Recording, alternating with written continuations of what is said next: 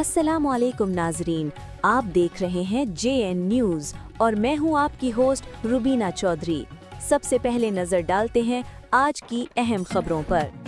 जदोई से हकीम मोहम्मद बिलाल सईदी कलो की रिपोर्ट। हकीम मोहम्मद अहमद सलीमी सदर नेशनल कौंसिल फॉर तिब ने वर्ल्ड हेल्थ डे के मौका पर अपनी कलीदी खिताब में कहा कि अगर एलोपैथिक, होम्योपैथिक और तिब के शोबाजात बाहमी इत्तेहाद के साथ बीमारी के खिलाफ जहाद करें, जैसे इंडिया के खिलाफ जंग में पूरी कौम मुत्तहिद थी, तो हम एक सेहतमंद पाकिस्तानी मुआशरा तश्कील दे सकते हैं। इन्होंने मुतालबा किया कि मुख्तलिफ हुकूमतें हेल्थ स्कीमों में तबीबों को भी शामिल किया जाए ताकि वो अपने कदीम तजर्बात से मुल्क व कौम की खिदमत कर सकें। सेहतमंद ज़िंदगी पर ग़ज़ा के साथ साथ इंसानी सेहत पर लाइफ स्टाइल के असरात बहुत असरात मरतब करते हैं। आज से कई सौ साल पहले एक तबीब ने ही सेहत के मुतालिक असबाब असरता ज़रूरिया जैसे सुनहरे असूल वाज़ेह किए जो आज तक मुस्लिमा हकीकत माने जाते हैं, जिनके मुताबिक ज़िंदगी गुजार कर हम सेहतमंद ज़िंदगी गुजार सकते हैं। इन्होंने मज़ीद कहा कि हमें हर वक्त हर प्लेटफॉर्म पर सेहत के मुतालिक बात करनी चाहिए और सेहत के मुतालिक शऊर व आगाही देनी चाहिए। रोज़ाना 30 मिनट की वॉक इंसान को बहुत सारी बीमारियों से महफूज रख सकती है।